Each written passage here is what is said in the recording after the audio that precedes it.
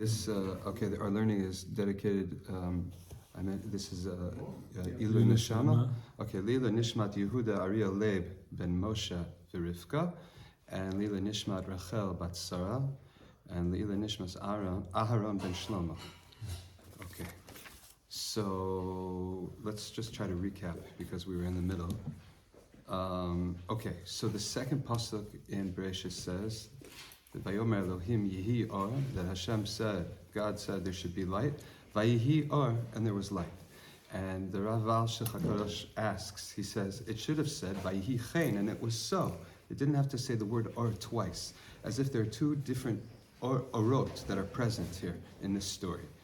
So the first teretz, he gave us a quick teretz in the beginning. He said that there's a medrash that says that the original ethereal light that was created in Sheshis and May Bereshis originally went from a process where in potential it was even the spiritual light, but ultimately it manifested as the Or HaChama, the physical light of the sun. And therefore, he says that this midrash is kind of hinted at in the pasuk, or they knew it from the fact that it states Or twice. That that God said there should be light, meaning starting from a spiritual light, Vayihi Or, and it wasn't just so in a spiritual sense, but it even became the light of the Chama, of the sun, in a physical sense. But then he says, maybe there's something deeper going on. And he brings a very mysterious midrash, that there were two scholars that got to meet.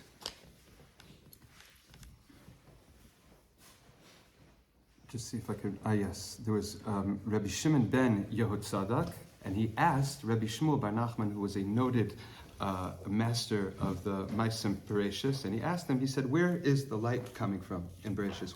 How did God fashion the light? So he was answered by Rabbi Shmuel bar Nachman, that God donned light like a simla, right? He was Naitash Or Kisalma. He took the light and he wore it like a garment. And from there, he shined forth the ziv, the splendor of hadro, of his glory, and it shined misofa olam ad sofa, from one end of the world to the other. And the whole time that he told them this answer, he was whispering. So the response, almost in a frustrated way, was, what kind of chidush is that? It's a direct pasuk in Tehillim. It says note ar kesama, that he dons light like a garment. Why are you whispering as if you're intimating to me some secret that is straight out in the pasuk? So he says, just like I received this answer bilechisha, in whispering, it's meaning this lesson was taught to me in a whisper, so too I'm giving it to you in a whisper. That's the medrash. And through an exploration of that medrash, the Rav Alshech asks a lot of questions, and ultimately he said that what's going on in our pasuk is that there's different lights going on here. God has an essential light, what the pasuk in Daniel calls Nahora Imei Sharei, that he has the splendor, so to speak, of the Hashem's light itself, whatever that means, and he took from that light and made a light which was a garment, that the garment blocks between the wearer and the outside world, and God took from his light and fashioned a coarse light to block the elements of his light that would harm the world, meaning he had to make for himself sort of a containment, so as his supernal light is so great that the world can't withstand it, and that itself is a form of light that he used to kind of mediate between his radiant splendor and the creation. And from that light, which is a garment, is actually the spiritual light that ultimately becomes the physical light. Okay? So basically what he said was that, just to recap, that the first Or in the pasuk is fashioning from his own self, his own light, a garment of light that actually allows for the world to receive a spiritual light, whereas they're protected by the over exposure of God. And from that light, right, that ultimately becomes, the maybe we'll say the physical light. Okay, so there are two lights here that refer, and that's the pasuk. Okay, so he wanted to explain the pasuk with this medrash, and now he's going to develop it further. Okay, we're going to start in the beginning of the last paragraph on page test. Ulahamtik hadavar, and to sweeten things, Nomar will say, Shehu mashal, let's look at it in terms of a metaphor of le'or shemesh, to light of the sun. Okay? Ki yahel derech halon la'ayir babayit, because the light of the sun will illuminate through the window to light up the house. Ulaman yuchlo l'savlo hagarim ba, and in order that the denizens, the inhabitants of the house, they should be able to withstand the light, that it should be something that illuminates without bothering them. Yasimu b'chalon masach shel zchuchit. They'll place in the window, in the cavity in the wall, they'll place a screen, a surface of glass. Shiakebo hashemesh, that the sun's light will strike it. V'yavhik pnima, and it will illuminate or shine inwards. Or mimuat, a lesser light, me'or hashemesh atzma, from the actual light of the sun. So what it does is it weakens and mediates the light of the sun in order that it's actually useful to the people inside the house.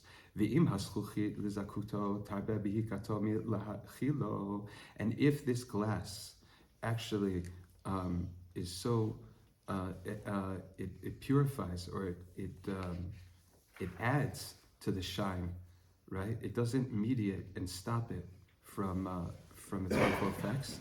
Yasimu masach simlat yiriyat pishtan.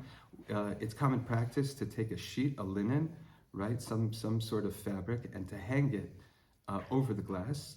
Something right here, he says yiriyat pishtan, a linen sheet. Daka min adaka, very, very fine. Asher lidakuto lo yibatzer pnima. So because it's so thin, it won't fortify or completely protect from the interior, milahavikar hashemesh, from receiving the shine of the sun, hamakebo, which strikes it. It allows for the light to come in. Ubechlal hahefresh shebein masach zchuchit zach lisimla levana shehi daka. The difference between the glass in the window and the thin sheet, the thin white sheet. Halohu ki behikat hashemesh mitoch masach zchuchit, when the sun is shining, the rays of the sun are going through the glass. Hu ka'atzmiut or hashemesh atzmo. It's essentially the light of the sun directly. Hamifalesh, which penetrates b'masach hazeh, through this glass. However, hamifalesh mitoch yiriyat levana daka, the light that penetrates through the thin white sheet. Hu kedavar hamitaveh. It's like something that exists by itself, like a new light. When the light comes in the room, on the other side of the sheet, it's like its own thing, almost as if it's its own creation. And it's not considered the actual light of the sun. This way, in order that God should illuminate to the earth from his high upper supernal light, so that the denizens or the inhabitants of the world would be able to withstand it. God saw fitting to place a mediator, some sort of screen, and to shine only through that. And that screen, that which functions as this screen, it was fashioned from the light that dwells within God himself. Like the verse says, Vinoga lo saviv, that there is a shine around him. V'yesh bechinat ora, and there is an aspect of light, she'ora zach, which is a very, very fine, pure light. V'im ota yasim lamasach, and if that would be shine directly through the screen, adayin lo yuchlu l'soblo shochnei aretz, the denizens of the inhabitants of the earth would not be able to withstand it. Al kain, therefore, asa masach, he made a screen me'or, from a light, milubash, which is worn, ume'ubeh, and has been coarsened or thickened, bitzad ma, just the slightest bit. Asher hu kehefresh, which serves as a blocking or a differentiator. Asher b'mashal, that in our metaphor, bein masach ha'zchuchit lemasach ha'simla levana daka, between, right, it's from after the screen of glass, that there is a screen or a simla, a fabric, which is very, very a fine white fabric. And that was the sweetness of his language in the Midrash when he answered that God donned the light like a garment. Shehu mashal al yiriyah daka levana, which is a metaphor for a thin white sheet.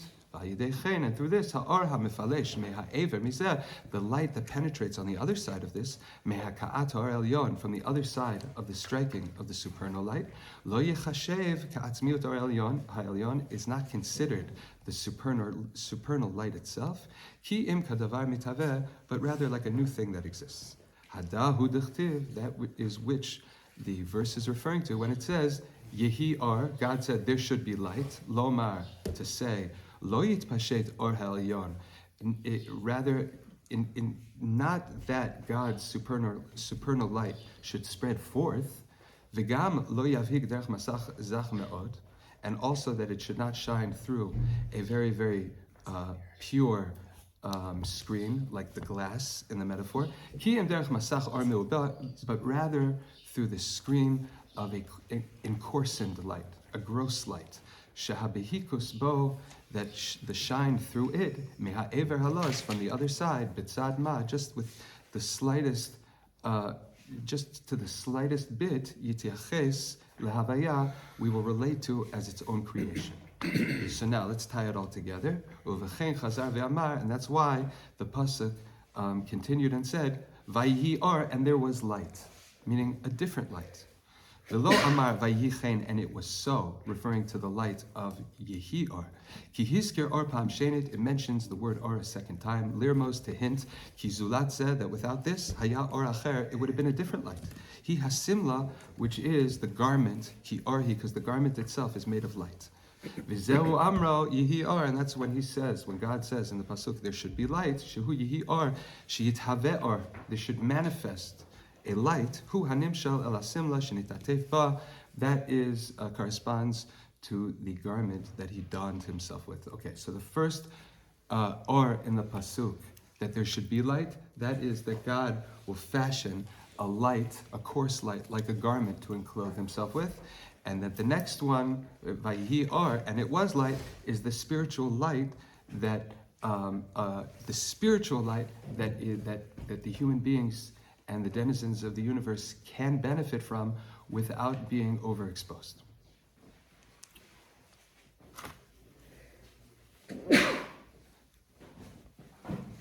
And through this, there will be a second light that will shine forth from the first one. And this is what the verse is stating, Vayihi or, and there was light. Kilomer, to say, Vayihi or nosaf alacher, there was an added light, a new light, in addition to the previous one mentioned, she'ata or kisalma, because God had donned the light like a garment. Okay. So now, we're just going to tie up some loose ends. That one of the features in the Medrash was that he said, Melamed she nitatef HaKadosh Baruch Hu or kisimla, v'hivhik miziv hodro, right? Misof ha'olam v'yat sofo. That God donned the light like a garment, and he shined forth the glory of his splendor, and it shined, it illuminated from one end of the world to the other.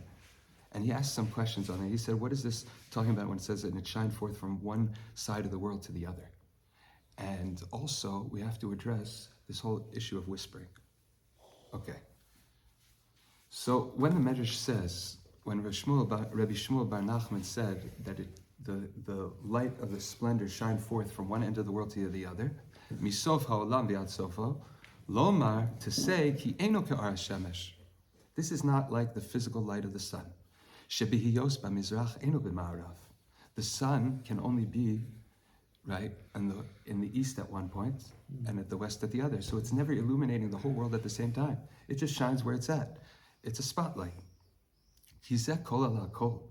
When we say from one end of the world to the other, that includes everything. Kiruchanihu, because this light we're talking about is spiritual. Ve'alkein, therefore, haya adam mabit bo misof ha'olam ve'ad sofo. Anybody who had access to this spiritual light, it illuminated their sight from one end of the world to the other.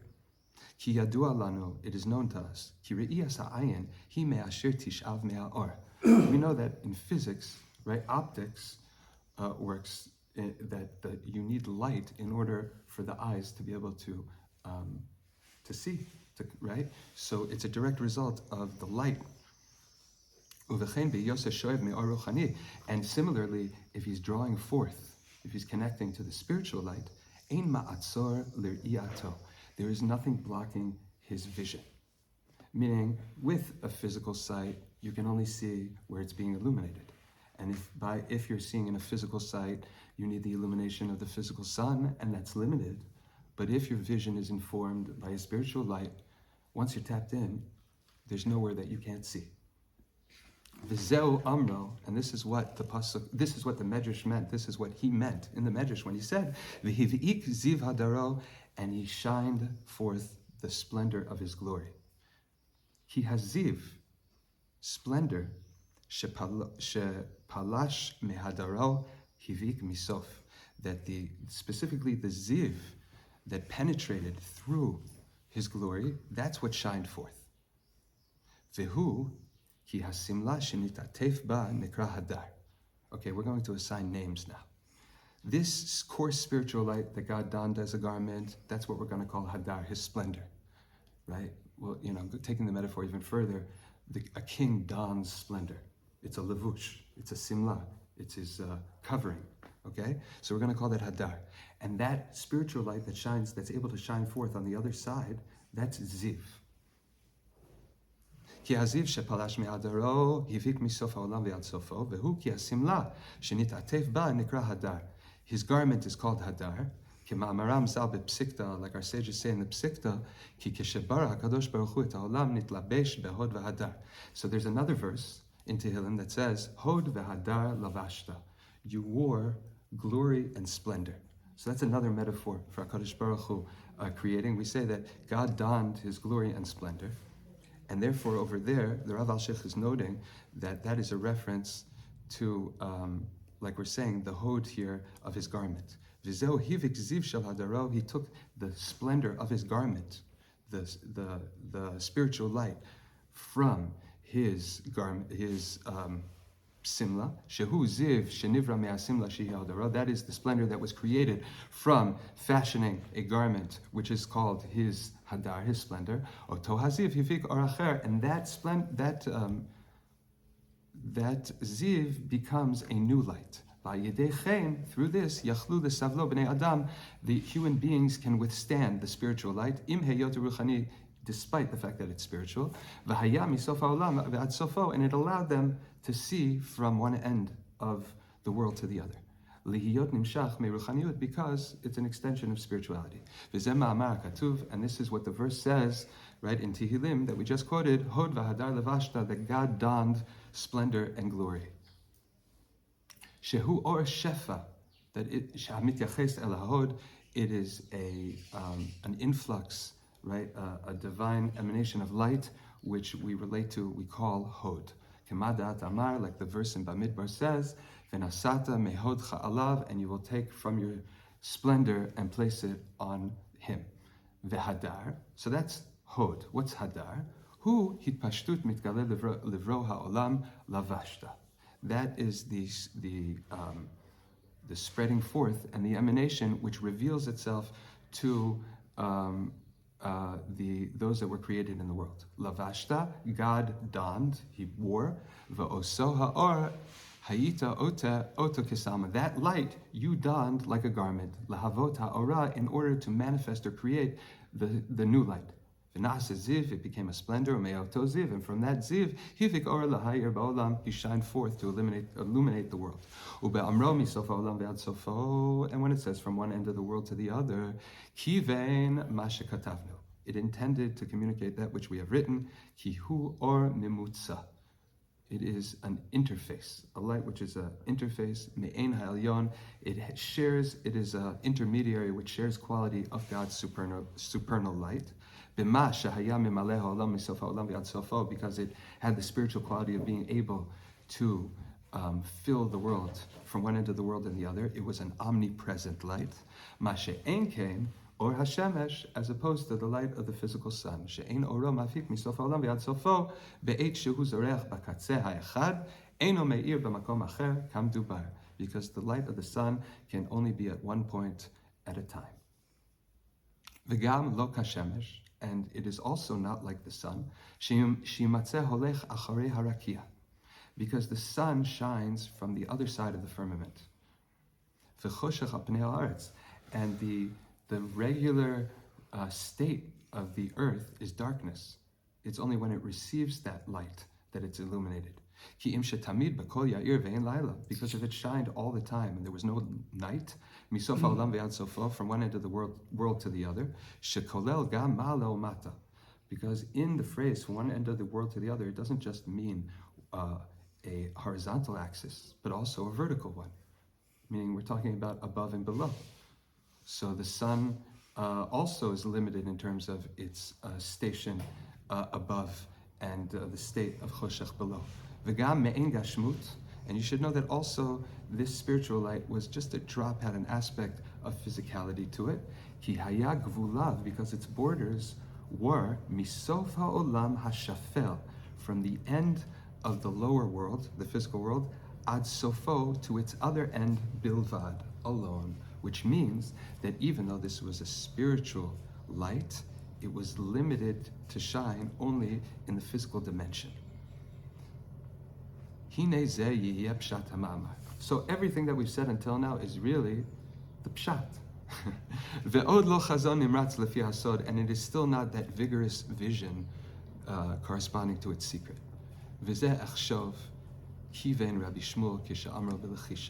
And this is what I believe Rabbi Shmuel intended when he whispered, Al remez sod Hashem shebo, to communicate the fact that there was a deep secret in this. Rabbi Shimon, shesha'ala derech hapshat, Rabbi Shimon asked pshat, and when he was answered with this answer, kishehishiv lo amar lo mikra malehu, he says, what do you mean? What are you telling me this whole story? This is a straight out pasuk. And then he was answered, as Eshiv, he said, Kishem shekibaltia belchisha, just like I received this teaching with a whisper, Shehu harem es sod elyon ba'atzilut, which means that when we're even the words that I'm saying, when I whisper them, I'm communicating that there is something beyond the words that I'm saying. There's something in it that is not being communicated, a sod, a high sod, which comes from the world of emanation, in atzilut. Kach ba'amira, amarti belchisha. So too, just like I was informed by the fact that I received it in a whisper that it is referring to a deep secret in Atzilut, so too I've given it forth. I told you with a whisper, Mashe enkem bipshato, to let you know that there's something beyond what is not being communicated in pshat. Ach lo ken etzel bechinat lifnim pshato. There is even though I only communicated in words the pshat, there is something beyond the pshat. Within shelo giliti lecha, which I have not revealed to you. Can we ask some questions of clarifications? So, the first question that comes to mind is, why are we even comparing the Vayihi Or to the sun? Because we know that was only created in the fourth day, and this is like right at the beginning.